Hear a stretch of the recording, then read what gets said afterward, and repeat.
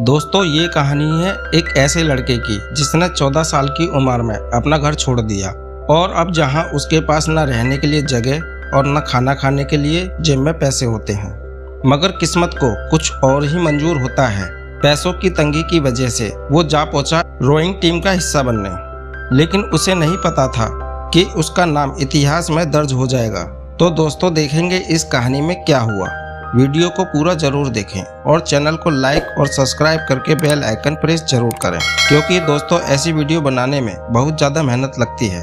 तो चलिए कहानी शुरू करते हैं। कहानी की शुरुआत होती है और हमें रेंज नाम के लड़के को दिखाया जाता है जो अपने जूतों में न्यूज़पेपर डाल रहा होता है। रेंज सेटल शहर के वॉशिंगटन झोपड़पट्टी में रहता है। अब रेंज यहाँ अपनी बुक लेकर कॉलेज के लिए निकल जाता है, जहाँ कॉलेज में रेंज इंजीनियर की पढ़ाई कर रहा होता है।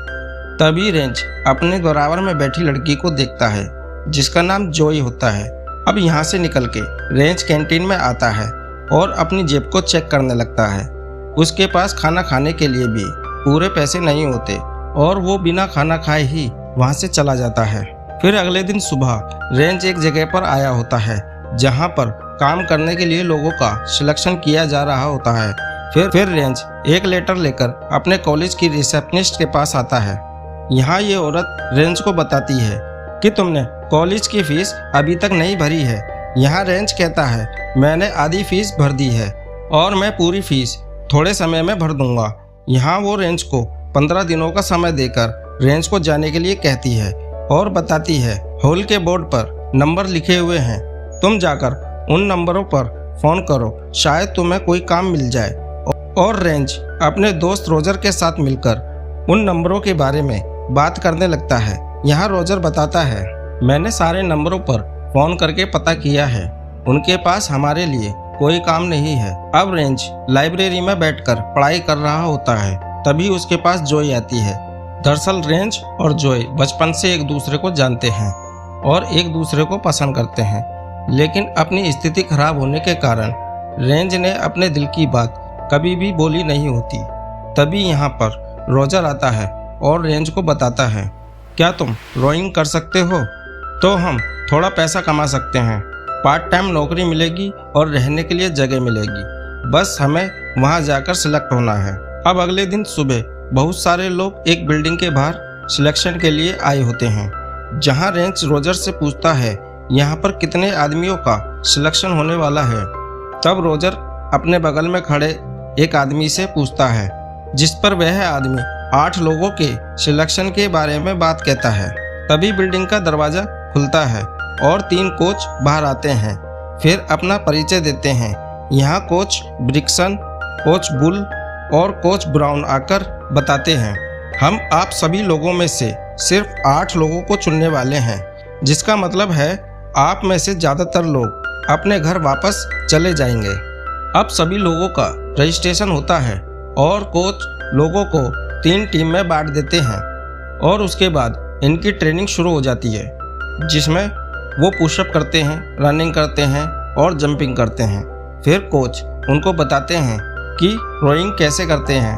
अब ट्रेनिंग ख़त्म होने के बाद रेंज कोच ब्रिक्सन के पास आता है और पूछता है मुझे टीम में सिलेक्ट होने के बाद कितने पैसे मिलेंगे, क्या मैं उन पैसों से अपने कॉलेज की फ़ीस भर पाऊँगा। जिस पर कोच कहते हैं हाँ तुम अपनी फीस भर पाओगे, लेकिन अभी तुम्हें टीम में सिलेक्ट होने पर ध्यान देना है। अब रेंज और रोजर को क्लास में आते हुए देखते हैं, जिनको अपने शरीर में बहुत ज़्यादा पेन हो रहा होता है। अब क्लास के दौरान रेंज और रोजर सो जाते हैं, जिस पर क्लास टीचर बोलते हैं या तो क्लास में पढ़ाई पर ध्यान दो या घर जाकर सो जाओ। अब अगली सुबह फिर से उनकी ट्रेनिंग चालू हो जाती है और इन सभी को नंबर दिए जाते हैं। इधर कोच कैलकुलेशन करते हैं कि किसको किसके पीछे रखना है। अब वो दिन आ जाता है जब 8 लोगों का सिलेक्शन कोच करते हैं, जिनमें Hume, Hand, McMillan, Dan, Morris, White, Adam, रेंज का सिलेक्शन होता है और कोई को रिजर्व में रखते हैं। अब सभी लोग अपने सिलेक्शन की खुशी में रात को एक छोटी सी पार्टी करते हैं। इसके बाद रेंज जोई के घर पर आता है और जोई को बोट में घुमाने के लिए बोलता है, जिस पर दोनों बोट से घूमने के लिए चले जाते हैं। अब अगली सुबह कोच ब्रिक्सन सबको बताते हैं, मैंने तुम्हारे जॉकी के रूप में गैलेन को नियुक्त किया है, जिसका काम तुम्हें गाइड करना है कि कब तुम्हें स्पीड बढ़ानी है या घटानी है। इसके बाद इनकी ट्रेनिंग शुरू होती है और कोच ब्रिक्सन उन पर दूसरी बोट से नज़र रखते हैं और इनकी ट्रेनिंग ऐसे ही चलती रहती है। अब थोड़े समय के बाद कोच सबको नई बोट दिखाते हैं और बताते हैं, एक हफ्ते के बाद तुम्हारा मुकाबला कैलिफोर्निया टीम से होने वाला है। यहाँ रेंज कोच से कहता है, हम आपको निराश नहीं करेंगे। यह बोलकर रेंज वहाँ से चला जाता है। अब फाइनली वो दिन आ जाता है जब वॉशिंगटन टीम का मुकाबला कैलिफोर्निया के साथ होना है, जिसे देखने के लिए बहुत सारे लोग इकट्ठा हुए होते हैं। दरअसल ये रोइंग रेसिंग 2 मील की होने वाली है। अब रेसिंग शुरू होती है और दोनों टीमें रेसिंग करने के लिए तैयार होती हैं। अब रेस स्टार्ट होती है और वॉशिंगटन की शुरुआत थोड़ी स्लो होती है, जिसके कारण कैलिफोर्निया की टीम वॉशिंगटन टीम से आगे होती है। फिर थोड़ी देर बाद वॉशिंगटन टीम अपनी रफ्तार बढ़ाती है और कैलिफोर्निया टीम से आगे निकलने लगती है। ऐसे ही वॉशिंगटन टीम अपनी रफ्तार को बरकरार रखकर अपना पहला मैच जीत जाती है। इसके बाद शाम को ये सभी लोग अपनी जीत का जश्न मनाते हैं, जहां पर सब खिलाड़ियों की गर्लफ्रेंड आई होती हैं। यहाँ रेंज और जॉय को देखते हैं। अब जॉय रेंज को एक शांत जगह पर चलने को कहती है, जिस पर ये दोनों यहाँ से चले जाते हैं।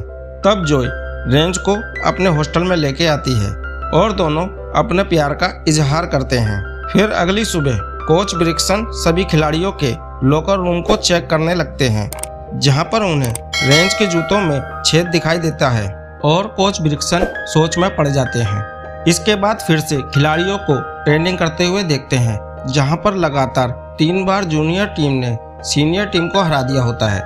यहाँ ब्रिक्सन डॉम से बात करता है और डॉम को बताता है कि मैं जूनियर टीम को ओलंपिक में भेजना चाहता हूँ, लेकिन डॉम को जूनियर टीम पर भरोसा नहीं है, चाहे उन्होंने लगातार 3 बार अपनी सीनियर टीम को हरा दिया हो।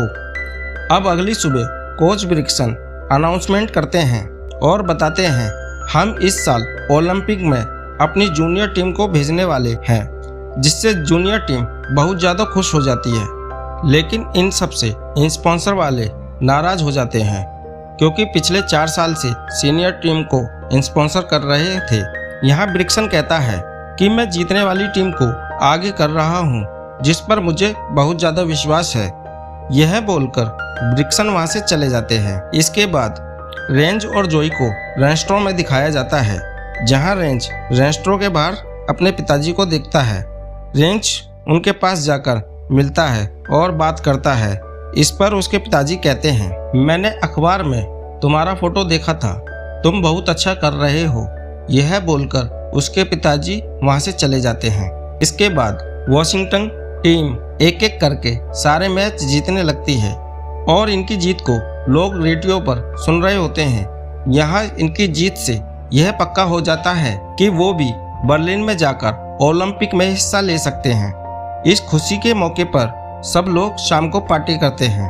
तभी एक रिपोर्टर रेंज का इंटरव्यू लेता है, जिसमें रेंज इंटरव्यू में कहता है कि मैं अपनी गर्लफ्रेंड जॉय को हाय कहना चाहता हूँ। ये सारी बातें उसकी गर्लफ्रेंड रेडियो पर सुन रही होती है, जिसे सुनकर वो बहुत ज़्यादा खुश हो जाती है।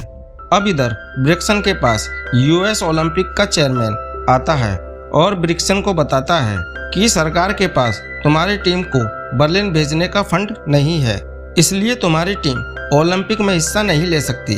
अगर तुम्हें अपनी टीम को बर्लिन लेके जाना है तो तुम अपनी टीम को खुद अपने दम पर बर्लिन लेके जा सकते हो।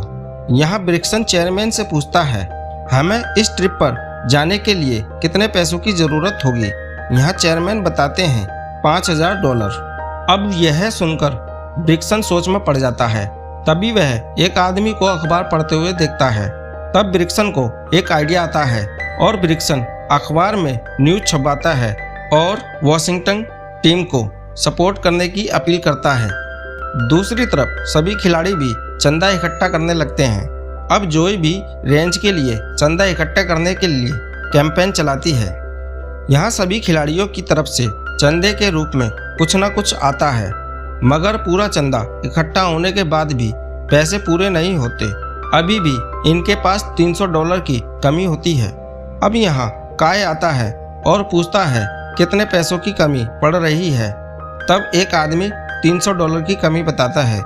तब काय $300 का चेक देता है और कहता है मेरे $300 तुम पर उधार हैं। अब अगले सीन में ब्रिक्सन की टीम बर्लिन आती है और होटल में जाने के बाद ब्रिक्सन को पता चलता है कि डॉन की तबीयत खराब है। अब जॉर्ज डॉन की देखभाल करने का फैसला करता है और बाकी सभी लोग ओपनिंग सेरेमनी में चले जाते हैं। यहाँ ओपनिंग सेरेमनी में अमेरिका से आए ब्रिक्सन की टीम को देखते हैं। इधर दूसरी तरफ डॉन की तबीयत और भी ज़्यादा खराब हो जाती है, जहाँ डॉक्टर आके बताते हैं कि उसे डिहाइड्रेशन हुआ है। मगर इन सबसे लड़ते हुए ब्रिक्सन की टीम फाइनल में पहुंच जाती है और वो दिन आ जाता है जिस दिन के लिए इन सब ने इतनी कड़ी मेहनत की होती है। यहाँ फाइनल में ब्रिक्सन की टीम का 3 देशों से मुकाबला होता है, जिसमें हंगरी, इटली और जर्मनी के साथ होता है। अब गिलेन अपनी टीम को मोटिवेट कर रहा होता है। इसी बीच मैच शुरू हो जाता है, जिसे गिलेन सुन नहीं पाता और सारी टीम अमेरिका की टीम से आगे निकल जाती है। यहाँ इटली की टीम सबसे आगे होती है और उसके पीछे जर्मनी और अमेरिका की टीम सबसे पीछे होती है। अब गिलेन डॉन को मोटिवेट करता है, जिसके कारण डॉन के अंदर एक आत्मविश्वास जागता है और वो अपनी पूरी मेहनत से रोइंग करता है और इसके बाद धीरे धीरे अपनी रफ्तार बढ़ाने लगते हैं। अब अमेरिका की टीम भी बाकी टीम के बराबर आ जाती है और ये बताना बहुत मुश्किल हो जाता है कि मैच को कौन जीतने वाला है। फिर मैच खत्म होता है और सबको रिजल्ट जानने की चाहत होती है। अब रिजल्ट अनाउंस किया जाता है, जिसमें अमेरिका की टीम जीत जाती है। अब ब्रिक्सन और उसके सभी लोग खुशी से झूम उठते हैं। यहाँ रेंज और उसके जैसे लड़कों ने वो काम कर दिया होता है जिसके बाद उनका नाम इतिहास के पन्नों में सुनहरे अक्षरों से लिखा जाएगा। और यह मूवी यहीं ख़त्म होती है।